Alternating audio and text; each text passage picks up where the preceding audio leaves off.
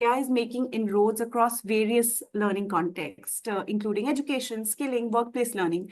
So, in your view, which sectors are most receptive to AI enhanced learning, and what is the nature of AI enhanced learning in these sectors? So we're seeing AI obviously impact all sectors. Education was a very early use case. Like we realized that the majority of ChatGPT users were using it for education in terms of learning or teaching. And that's why we started building this education vertical. And we'll talk a lot more about what that looks like at OpenAI. But I'm really excited because I think as a sector in education, we have tried for years to get to personalized learning. We always thought like personalized learning, personalized tutoring was like the holy grail of education and how people can learn. And I think we've achieved it. Like I have a personalized learner now that I talk to every single day, and it helps me like understand my goals and the projects I'm working on, the skills I'm developing, and helps me get better at that. And I think right now our team is trying to help both enterprise and education recognize that and build out use cases that help knowledge workers become more productive. But amongst the multiple sectors here, if we look at the education, the higher education and skilling, I'm just coming out of curiosity. Which sectors do you think the L&D and then the higher education? Do you think one of those sectors are adopting it faster than the others, or they're both going at the same pace? Education is adopting it faster Okay. than L&D. But besides L&D, line of business buyers, like in terms of actual like data scientists and business development folks at companies are adopting it too. L&D is developing the strategy right now also, which we're excited about, and we want more people to think about this. So excited to chat about that today. And then in the education, it's also professors that are driving it. So Mm. it's people who actually deal with the content or the work on a daily basis that are helping drive some of that right now. Great. That was very insightful, Sia. And let's talk a little bit more about the L&D space. You're saying that there's a lot to explore, and a bunch of people attending this webinar, we come from, the education, K-12, higher ed, as well as the corporate space. And this is connected to a report that I came across recently. It's a report called AI in L&D, Intention and Reality. And this report, it was released last month, actually. It shows how AI, L&D practitioners from over 50 countries view the benefit of AI as speeding up content creation. And it revealed how very few learning professionals are actually considering its use for improving learning experiences, identifying hidden skill gaps, or personalized coaching or other strategic applications. So just for all of us, working in skilling or workplace learning context, can you tell us what more strategic use of AI for skilling or performance enhancement could look like? And perhaps if you could share any real life cases that can help us understand that application. Absolutely. So ChatGPT is really good at three things. One is basically about information retrieval. So any sort of information that you upload, it can engage with that knowledge much more deeply and let your users engage with that more deeply too. So for example, in a business school, one professor uploaded all of his case studies for the semester. And now students can ask questions such as, which CEO handled layoffs well? And it pulls from that repository of all the case studies and provides very clear answers to the audience. So that's like one example of information retrieval. And this is the one that's most common. So people are uploading their information, secure environment if they're using ChatGPT EDU or ChatGPT Enterprise. So OpenAI does not train on that data. And then students can have conversations, or staff can have conversations with that knowledge, which is really powerful. The second type of thing that ChatGPT is really good at is back and forth exercises, interactive simulations. So how this is being used is in career services in education. Now students can practice interviewing with like a McKinsey recruiter or a McKinsey partner. It takes on that persona, it goes back and forth with you with that persona and the entire knowledge that you upload. So a lot of universities have proprietary information on how to crack these types of jobs, and they've uploaded that to make it much easier for individuals to interact. That's really cool. In also in negotiation classes, like on campus, they have you negotiate with ChatGPT first before you get into the class to start practicing with your peers. So anything that you think back and forth exercises could be captured very well with AI. And then the third thing AI is really good at is thought partnership. So being able to kind of collaborate on different articles, essays, pieces that you're working on together and actually iterate together is really powerful. One professor told me that he writes so many letters of recommendation for his students that he's created a custom GPT that helps him produce more. So it's been trained on all of his previous letters of recommendation, and now he just uploads like a paragraph with like bullet points about the student with unique stories, and the custom GPT produces a new letter recommendation for him. And that's like really powerful because he's like, it saves me 5 to 8 hours a month. So I think anything which requires this kind of thought partnership is really valuable. I love telling everyone the story of how I became friends with ChatGPT. The exact moment was that I asked ChatGPT if it remembered a project I did last month for my manager. And ChatGPT says, "Yes, Sia, I remember." And we started like building off of that project. And the fact that it had memory, it was like a knowledgeable thought partner and could collaborate with me was really powerful. And I think that stems across all three of these use cases in education. That's wonderful. And this, story of how you became friends with ChatGPT reminded me of this viral, trend going on LinkedIn, especially where people are asking ChatGPT based on the all the conversations that I've ever had with you. What do you think my strengths are and areas of improvement are? And I tried it too. It's pretty amazing how personalized and how specific that feedback is. So yeah, I think as a thinking partner, that's amazing. And so you're saying, Sia, in terms of, I think it's sort of reimagining the way we've designed learning experiences. So you think about how AI can be used to retrieve information better from amongst the thousand, the million content sets that you have. You spoke about how it can be used for practice. And then also about iteration and for content creation, but also as a thinking partner. So that's pretty, I mean, although some of these examples are from education, they really apply in the L&D space as well. And I think it's time we start thinking about, yeah, using AI not just to create the kind of content we've always created, but much faster, which is the self-paced click and next kind of content, but really think about, how can we make the learning experience a lot more engaging and effective. So thanks a lot for sharing that. Um, Okay, my next question is really about OpenAI. We are very keen to learn about your work in the educational initiatives, and you mentioned a few examples here, but could you tell us a little bit more about OpenAI's educational initiatives, like the whole range of them? And how are the universities that you're partnering with sort of adopting AI, and what are the amazing experiments that they've done? We'd love to know all about it. So we launched ChatGPT EDU about 5 months ago. ChatGPT EDU provides enterprise-grade settings for universities and school districts that are adopting ChatGPT. What that means is it's a secure environment. OpenAI's models do not train on any of the data in that workspace, and it provides a lot more privacy and admin controls than like just the individual ChatGPT. So universities like it because their information is secure, they can manage which students have access, and also professors can create some solutions for their classes, which is really powerful also. So that's what we launched. And right now, my job is to basically work with universities and school districts that are adopting this, help them think through what an AI native university looks like. So we're doing a lot of work right now trying to figure out what this AI native university and kind of defining that. My current thinking around this is that universities of the future will have multiple AI touch points across the campus. So when students come on campus, there'll be an orientation GPT that helps them interact with like orientation material, like where do I find the best food on campus, or how do I change my roommate? And like have conversations like that to kind of better understand the onboarding experience at a university. Then they'll go to classes, which will all have custom GPTs tied to the knowledge of the class. So they'll have conversations like the one we talked about, like which CEO handled layoffs well, or I'm trying to find product market fit for my startup. This is the information I have so far. How should I think about this?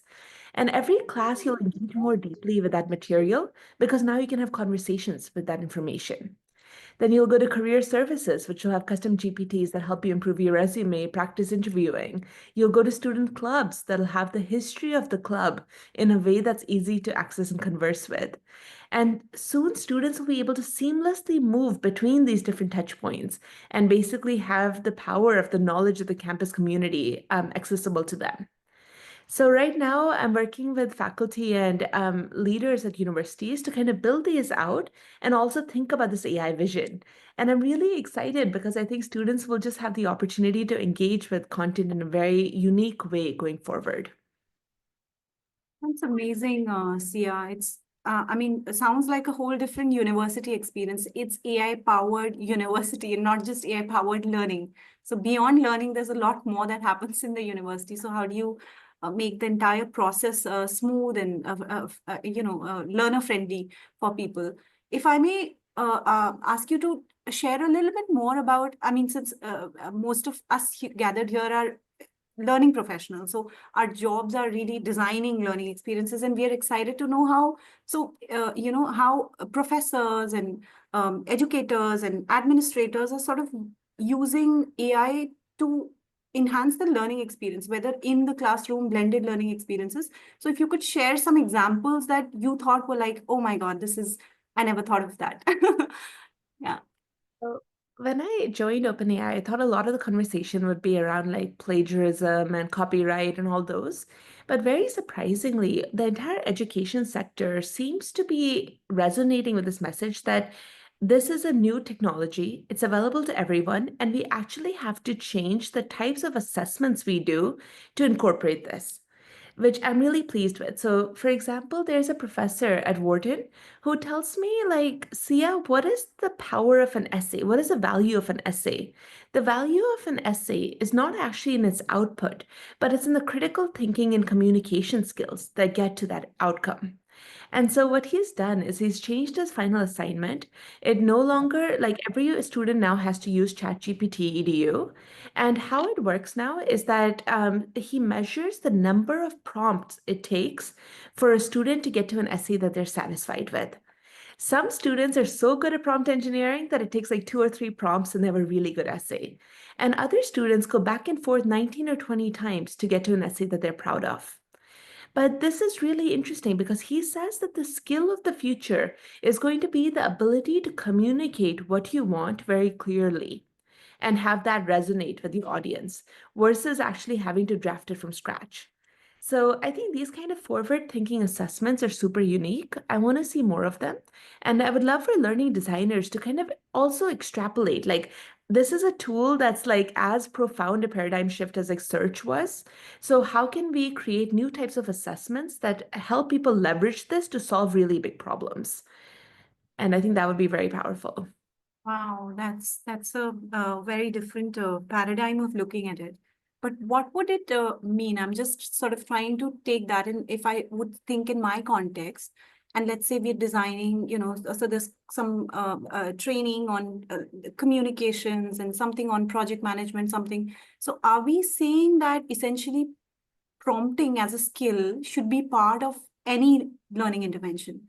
Because I mean, I personally can't think of many different, just job descriptions that jobs that won't need AI. So AI can do almost everything that we're currently doing. So are you saying that any learning experience should also have prompting as a skill that needs to be developed by learning? There's a big debate happening online on whether prompting is a skill that we should teach or not.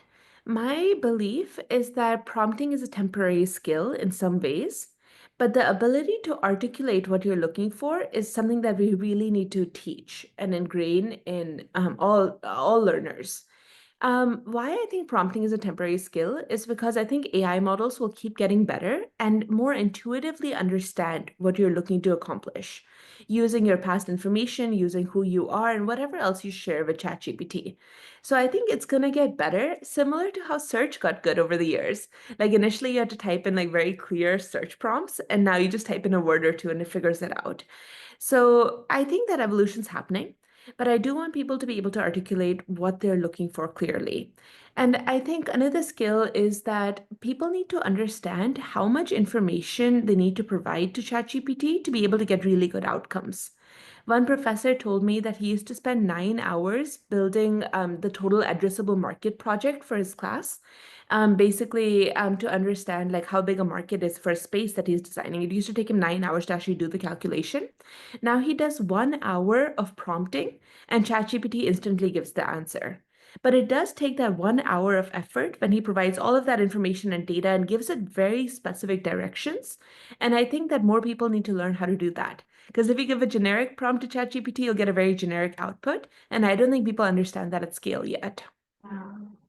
Yeah, that resonated a lot. See, I guess anyone who's used any AI tool would know the importance of one, knowing what we are looking for and communicating that effectively. That's a skill that, yeah, helps us really use this affordance well. Okay, my next question is a slightly controversial, and I'm glad you already touched upon the assessment part of it.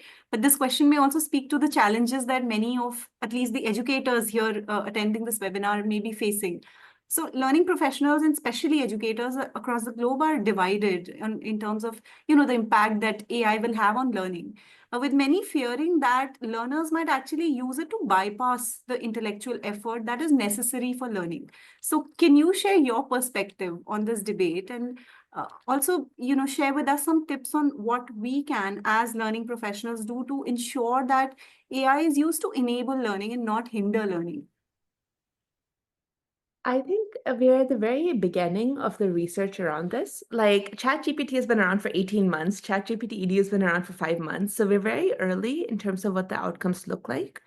But I think what people like right now, what we're seeing at universities that are completing their first semester for ChatGPT EDU is that the way that students interact mean less questions for human teaching assistants versus the online assistants.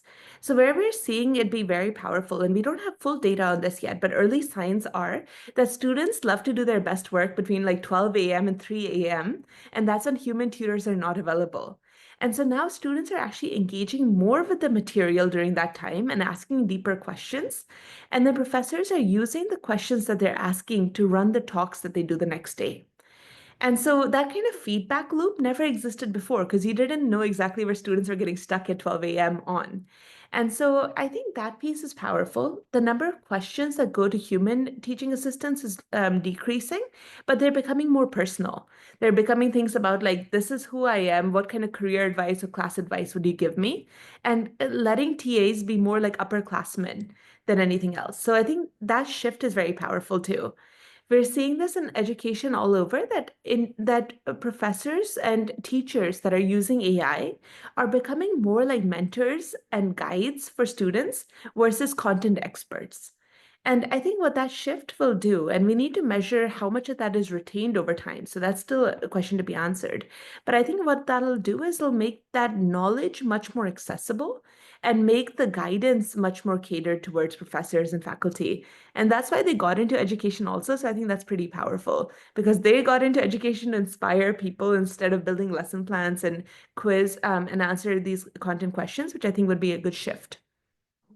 I guess the the challenge is, in real time is because the assessment systems have not changed. Like you rightly said, that you need to think about, the goal of education and how do we assess differently. But since the education systems have not changed, if we were using essays to grade people, I mean, people are really struggling to figure out how do we grade, how do we know this is not AI generated. Have you experienced something of this sort? And just how are people, the professors, forward-looking professors, really looking at that? Have they been able to adapt their assessment system? Sometimes it's not in under their area of influence, right? It's the university mandate. And any advice on that? Yeah, so the best tweet I saw about this is a professor saying the cat is out of the bag. This tool is accessible, whether it's OpenAI or any of the other models, and the ability to detect that is going to be like not really possible Yeah. because like you can't go through all these platforms and figure this out. So it is going to be up to the professors to think about the unique things that they can ask a student to understand that knowledge retention. Even if the essay mandate comes from the top down and they can't influence the leaders around that, what are the other ways that you can have students articulate their ability to communicate? And whether it's like different types of presentations, whether it's different types of knowledge work, but also recognizing that students are going to go into the industry where ChatGPT Enterprise is very prominent. And they will use this as knowledge workers, right? I use it all day to do all the projects I do at OpenAI. So we need to help realize that we need to make them ready to use AI to become even more powerful knowledge workers. Yeah. Right. And I just want to share, although our focus has been on education in the last couple of minutes, but the debate actually applies to even the L&D field. We're designing trainings, whether it's compliance trainings or, just technical trainings, etc., and often have in our online platforms quiz and other ways to assess whether the learner has learned it. But it's really now to rethink whether that's really the best way to assess and considering the fact that everyone has access to AI tools, what should our learning outcomes be? So really also reevaluate what is it that we should be teaching to stay relevant or training on to stay relevant. There's a bunch of questions coming up on chat and we'll take them in a bit. I'm going to ask my last question. So if you have you can take time to write the questions that you have on the chat. Nivit will be facilitating that part. My last question to you, Sia, is really in your experience, what factors hinder or help successful adoption of AI? And any advice that you have for people like us who are trying to integrate AI into our learning design practice? When I think about AI transformation, I think it happens in three stages. The first step is the individuals adopting ChatGPT or AI in general. And this is to solve their own problems. We talked a little bit about the professor who built a custom GPT to write more letters of recommendation. That was a really good example because it's about an individual who has a specific problem and helps improve that. An MBA student tells me that they created a chat thread about talking like an executive. And basically, they keep dropping in emails they write every day into that chat thread, and it elevates the language to sound like that of a technology executive. And that's like a really powerful use case for them because they're like, I sound so good in my email communication now. So these kind of individual level problem solving is the very first step of the transformation. And we need to help more individuals learn how to solve their own problems with ChatGPT. The second stage is the team transformation. This is when departments start working together to solve their unified goals and problems. So, for example, a school district told me that they have 40 people who spend about 6 weeks to plan out which classroom has which course in it. And like the mapping around campus is just such a tedious activity with lots of Excel spreadsheets. But now ChatGPT can do that in a couple of minutes. So, thinking about how departments can work together to solve their problems is the second stage of that transformation. And then the final stage is organization-wide transformation. That's when we talked about all of the different AI touchpoints that exist across a campus and how students can engage with that smoothly as they interact with the knowledge. And that's true for enterprise too. We'll have so many different AI touchpoints from like an onboarding journey of an employee up through the types of projects they work on and the streams of information that they get access to. And that's going to make it much more seamless too. So when I talk to like leaders who are thinking about starting this transformation, first just start with the small wins. Help individuals get some of those wins and help them become weekly active, daily active users, and then help grow that in the organization. That's very practical and very useful advice, yeah. And just can't stop, connecting it to the report that I earlier mentioned. Actually, talks about very similar three levels. It says that the first level is internal efficiency, and this is especially for the L&D folks here. In the internal efficiency, you're basically just streamlining the stuff that you're already doing, so bringing in more efficiency. The second one it talks about is point solution, which addresses specific learning or performance related challenge. And the third one is business integration, where you're really thinking about how to integrate AI into your business strategy for driving performance. So really moving from something really, small and bringing in efficiency to something really larger where you change the overall experience using AI. Thanks a ton, and I'm going to hand over this to Nivid now. Let's take participants' questions. Thank you, Shraddha. Thank you, Sia, for the wonderful conversation. From here on, I will be mediating some questions on the behalf of the audience. So, if you have any questions, please drop them in the chat box. I'd be glad to share them with Sia. A couple of questions that have come up already, Sia, if we can start addressing them. The first is about the application of ChatGPT EDU to mathematics. How has that turned out? Because most of our conversation presently has been about writing, about critical thinking, about business management and technology. But has it had any kind of innovation bringing in terms of mathematics and the implementation that we can see around there? Great question. So we used to get this feedback a lot and from education specifically. So we launched our reasoning models just about a month ago.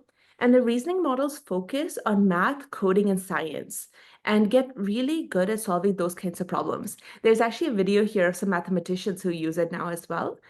So my recommendation is to try this out. It's basically when we think about the levels of AGI, people are saying this is the second level, which is at the PhD level of understanding in those fields. So I recommend trying this out and also toggling. Make sure that you toggle to the right model when you're using ChatGPT. It gives you like 4 or 5 options. Make sure you pick the reasoning models. And if you want something outside of OpenAI, I have a friend from grad school who's building a company called Thinkverse, which is an AI math tutor. So he is like a domain expert, which I think, I mean, this company is pretty cool too. So, but I definitely recommend checking out our reasoning models. Thank you. Thank you. Another question that comes up often is about this entire conundrum around essay writing as the key of critical thinking and AI's role in mediating essay writing. And you have shared your perspectives and comments about that. I was particularly curious about what was the difference between those who have maybe arrived at their desired essay in 3 prompts, like you mentioned, and those who have taken about 19 to 20 prompts to reach there. What was the chief difference in the kind of thinking pattern, in the kind of reasoning, in the kind of clarity that the students used to arrive at their desired essay in as few prompts as possible? If you could share that. I think the students who did fewer prompts were very clear upfront of what they were looking for, and they spent a lot of time providing the context and information in those early prompts that helps ChatGPT produce a good outcome. So, as I mentioned for that professor who does the planning, he spends 1 hour prompting, which is like a lot of time when you think about the amount of information that you have to provide. And so I think it's really helpful for people to think through the comprehensiveness of what they're looking for early on and make sure that this is kind of like a thought partner. It's like a sidekick. It's a little like basically someone like an analyst that you have to provide a lot of information to get them going. And if you miss any of the gaps with that information, you're going to have to go back and tweak it later. So being as bulletproof upfront is helpful in essay writing. And just for context, like I hosted an event and people really like this example of how I used it last week because I think it helps clarify some of these prompting experiences. I hosted an event and about 120 people sent me questions of what they wanted covered. Previous years, I would read all the questions and I would come up with like some sort of template for this talk.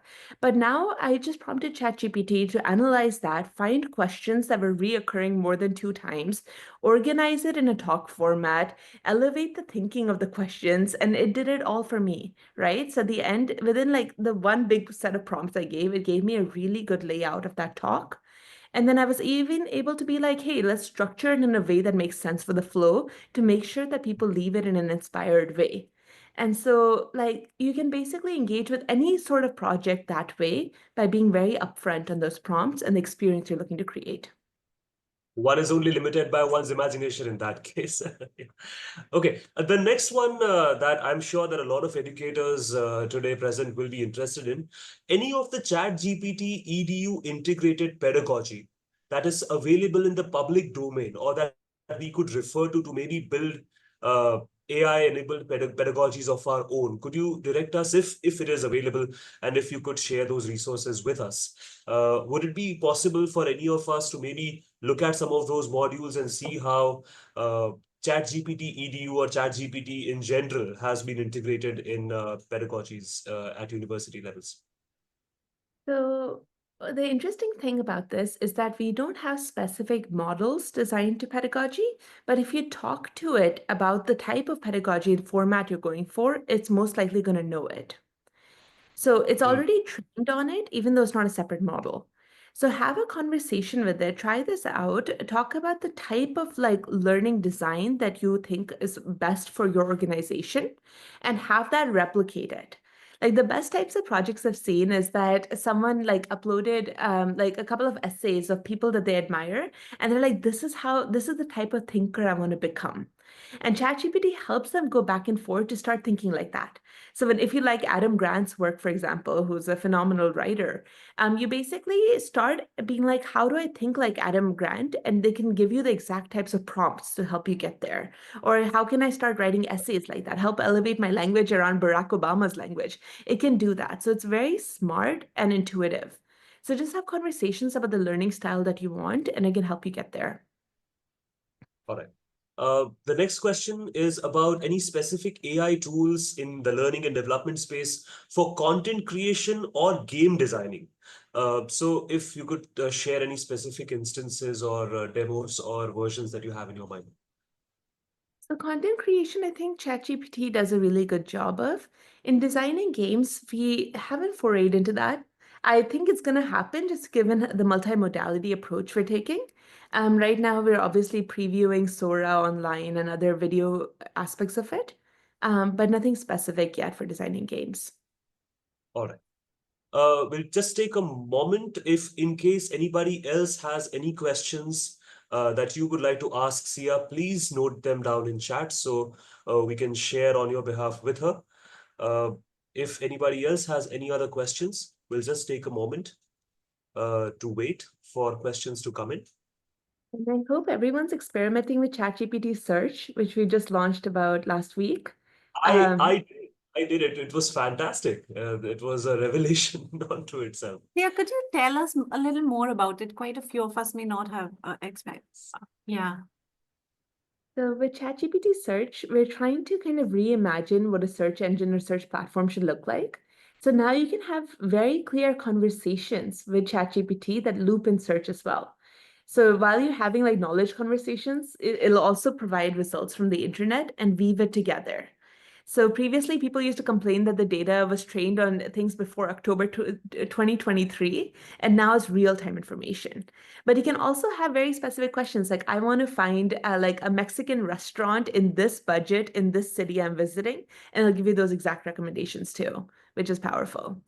Great for like trip planning and like just any kind of day-to-day work that we all do. We have one final question, which can be a broader commentary that you can conclude your remarks on. How have you seen the advantages and limitations of AI evolving with these kinds of rapid developments that are happening in the field and at OpenAI in particular? I remember my institute recently began a major in AI, which is an offshoot of our computer science department. And the students there have to be on the toes at all times because they have to track the developments that happen in the sector every single day. And the conversations that I have with them are so enlightening because they are super excited that they are a part of a newly emerging, a very fresh, a very thoughtful field that they will get to shape in the future. So, any broad stroke realizations or insights that you have about the advantages and limitations evolving with the development of AI? So I think like OpenAI has shared broadly about how there are 5 levels to get to AGI. I'm just dropping a link here if anyone's interested. So I think in the past 18 months, it's gotten really smart. Like it's gotten to what I mentioned, like kind of like a PhD level of intelligence in the STEM fields. And I think the aspiration is for it to get smarter and be able to do more and more of our tasks more easily. So it would be so nice for someone else to kind of negotiate bills I work on, or someone else to like help write emails and help calendar schedule, like all of these kind of things that I do on a daily basis that take up a lot of time, but aren't real value adds, right? That have to get done. So I think that's closer to where we'll get for level 3 as we head towards AGI.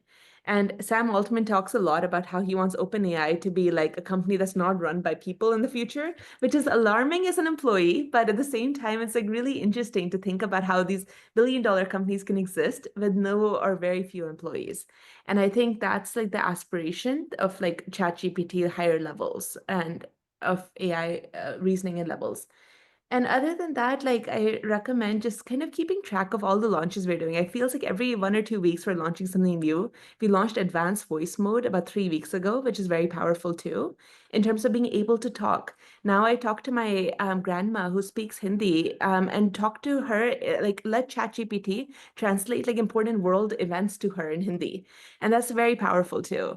So like these kind of things of being able to use these different models to communicate and how all of them will come together is really interesting. I think from the conversation that we've had this evening, I can't help but remember Arthur C. Clarke, one of my science fiction heroes. Some of his books are around here somewhere, 2001: A Space Odyssey. And he said, in his Clarke's three laws of science, he said, any sufficiently advanced technology is indistinguishable from magic. I think that with the advancements of artificial intelligence, we are seeing it coming alive in real time. Thank you so much for sharing your insights here. This has been a true pleasure. Thank you. Thank you. Over to you, Shraddha. Sorry, Sia, but because you mentioned that Paul Altman did say that at some point in time AI would be running OpenAI, can I just ask, I think that looming sort of fear has been in minds of many people. Is AI going to take our jobs? But my question is really, since AI is now, and it's growing, so it's getting better every day. It's getting good at so many things. What are the skills that the learners who we train today, or even we would need 10 years down the line? So learning designers are just, for your information, so there may be instructional designers who are creating online courses. AI can do that like very well, right? Yeah, if there was a team of 10 instructional designers, maybe one can do it with a couple of AI tools. And so on and so forth, in the role of as a professor or any other field. I would think project management, manufacturing. There's just so much that AI can do. So as professionals, what are the skills that are going to be valuable going forward with AI? Something I've been thinking a lot about is how do we teach like a sense of humanity, a sense of civic duty to people? Because the super intelligence now exists that's not in my brain or your brain, like right, it exists in the space in between. And that, coupled with this aspect of like wanting to solve big problems, will help us tackle those. So when you think about like climate change or economic mobility and all of these kind of issues around that, how can we use superintelligence to solve that is going to be the very first key. Like, how do we structure intelligence to be able to tackle these problems and solve them in an operationally efficient way is something people like, there's a lot of opportunity there. And I'm really excited about especially teaching younger learners this skill. That's the first one. The second one is like the human aspects of any job. Like AI can't make you feel good in the same way that a teacher can when they recognize your potential. So like being able to tap into those human elements is going to be really powerful, and jobs that rely on that will become very in demand as well. When you think about the medical profession, the education profession, like any of these kind of customer facing pieces, you need to get really good at those customer skills. And I think that's really powerful too. And I recommend everyone follow this one professor who writes a lot about the future of this. His name is Jeffrey Busgang. He's a professor at Harvard Business School. He's writing right now about how these like AI native companies are going to come up and what the humans will do within that. So highly recommend following his work. Amazing. Thanks a ton, Sia, for it's been really insightful and incredible, examples, experiences, and perspectives that you shared today. I'm sure they helped us, develop a more well-rounded perspective of AI applications in our context, in our fields as well. So thanks a bunch for joining us. We unfortunately have to close the Q&A section, but we'll continue with the practitioners' insight and share our stories of AI adoption, our challenges, as well as the successes that we've experienced. So that would continue. And just before we close the session, I also want to share that next week we would be hosting a meetup on the same theme. So there's a reading meetup where we recommend a reading for learning designers, so specifically geared towards AI for learning design. You read that up and come to talk about your experience of AI integration. So you're welcome to attend that meetup. It's on the 13th, just after 6 days. And then we would have a webinar coming next month in December on gamification with Carl Cap. We'll tell you a bit more about it, but just want to thank Sia for joining us today. Sia, thanks for taking time out of your really busy schedule to share your expertise with us. Thank you so very much. Thanks, everyone. Thank you. This has been a pleasure. Thank you. Thank you so much.